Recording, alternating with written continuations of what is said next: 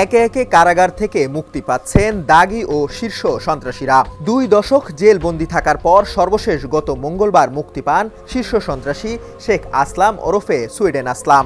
একসময় তিনি ঢাকার আন্ডারওয়ার্ল্ডের একটি অংশ নিয়ন্ত্রণ করেছেন। গাজীপুরের কাশিমপুর হাই সিকিউরিটি কেন্দ্রীয় কারাগারে বন্দী ছিলেন তিনি। এর আগে গত 12 আগস্ট কারাগার থেকে মুক্তি পান আব্বাস আলী ওরফে কিলার আব্বাস। এছাড়া 15 আগস্ট কারামুক্ত হন আরেক শীর্ষ সন্ত্রাসী ইমামুল হোসেন ওরফে পিচ্চি হেলাল। অথচ এই 3 জনের নাম ইন্টারপোলের লাল তালিকায় ঝুলছে মোস্ট ওয়ান্টেড হিসাবে। এরপরও তারা কারাগার থেকে মুক্তি পেলেন। তাদের মুক্তিতে অনেকের মধ্যে নিরাপত্তার শঙ্কা দেখা দিয়েছে। এদিকে আন্ডারওয়ার্ল্ডের আলোচনায় থাকা আরেক শীর্ষ সন্ত্রাসী সুব্রত বাইন সম্প্রতি দেশে ফিরেছেন। তবে আইনশৃঙ্খলা রক্ষাকারী বাহিনীর কেউ এই ব্যাপারে নিশ্চিত তথ্য দিতে পারেনি। এছাড়া রাজধানীর মতিঝিলের আওয়ামী লীগ নেতা জাহিদুল ইসলাম টিপু হত্যার সঙ্গে জড়িত সন্ত্রাসীরা সম্প্রতি কারাগার থেকে মুক্তি পেয়েছেন। পুলিশের করা শীর্ষ সন্ত্রাসীর তালিকায় নাম ছিল ইমামুল হাসান হেলাল ওরফে পিচ্চি হেলাল। আওয়ামী লীগ সরকারের আমলে 2000 সালে 12 জানুয়ারি গ্রেপ্তার হন তৎকালীন ছাত্রদলের এই নেতা। দীর্ঘ 24 বছর কারাভোগের পর অবশেষে জামিনে মুক্তি মেলে তার। 16 আগস্ট শুক্রবার রাত 10টার দিকে কাশিমপুর হাই সিকিউরিটি কারাগার 4 থেকে জামিনে বের হন পিচ্চি হেলাল। ইন্টারপোলের রেড নোটিশের তালিকা ঘেটে দেখা যায় মোস্ট ওয়ান্টেডের তালিকায় বাংলাদেশের 18 জন সন্ত্রাসীর নাম ঝুলছে।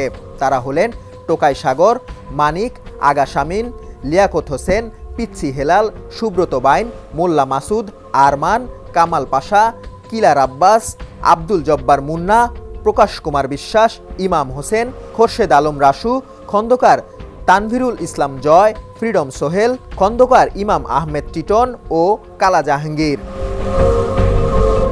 ইন্টারপোলের তালিকায় নাম ঝুললেও গত 12 আগস্ট জামিনে কারামুক্ত হয়েছেন কিলার আব্বাস। ঢাকা জেলা ও দায়রা জজ আদালত ভবনের সামনে ও কাফরুল থানায় কচুক্ষেত এলাকায় প্রকাশ্যে 2 ব্যবসায়ীকে গুলি করে হত্যার ঘটনায় তার নামে মামলা হয়। 2003 সালের ফেব্রুয়ারিতে গ্রেপ্তার হন তিনি। সেই থেকে গাজীপুরের কাশিমপুর কেন্দ্রীয় কারাগারে হাই সিকিউরিটি সেলে বন্দী ছিলেন তিনি।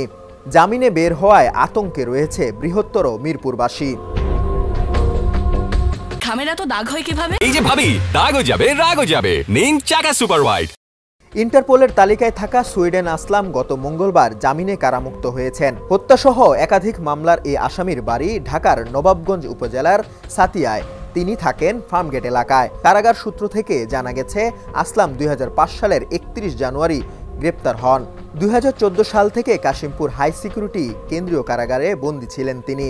জানা যায় আসলামের বিরুদ্ধে সর্বশেষ 1997 সালের এপ্রিলে তেজগাঁওয়ের গালিব নামে যুবলীগ নেতার হত্যার ঘটনায় মামলা হয়। 1998 সালের এপ্রিলে আদালতে অভিযোগপত্র দেয় পুলিশ। মামলাটি বিচারাধীন। এই মামলায় জামিন পেয়ে কারাগার থেকে মুক্তি পেলেন তিনি। এছাড়া চট্টগ্রামের নাসিরউদ্দিন চৌধুরী ওরফে শিবির নাসির কারামুক্ত হয়েছেন। 1998 সালের 9 এপ্রিল থেকে কারাগারে ছিলেন নাসির। দীর্ঘ 26 বছর পর গত 11 আগস্ট তিনি কারাগার থেকে মুক্তি পান। তার বিরুদ্ধে জোড়া খুন, চাঁদাবাজি, অপহরণ ও অস্ত্র আইনে 36টি মামলা ছিল। পর্যায়ক্রমে 31টিতে খালাস পান। র্যাব পুলিশের তালিকাভুক্ত সন্ত্রাসী নাসির একসময় শিবিরের রাজনীতির সঙ্গে যুক্ত থাকায় শিবির নাসির নামে পরিচিত হয়ে ওঠেন। শাহাদাত তনিম, সমকাল, ডেস্ক রিপোর্ট।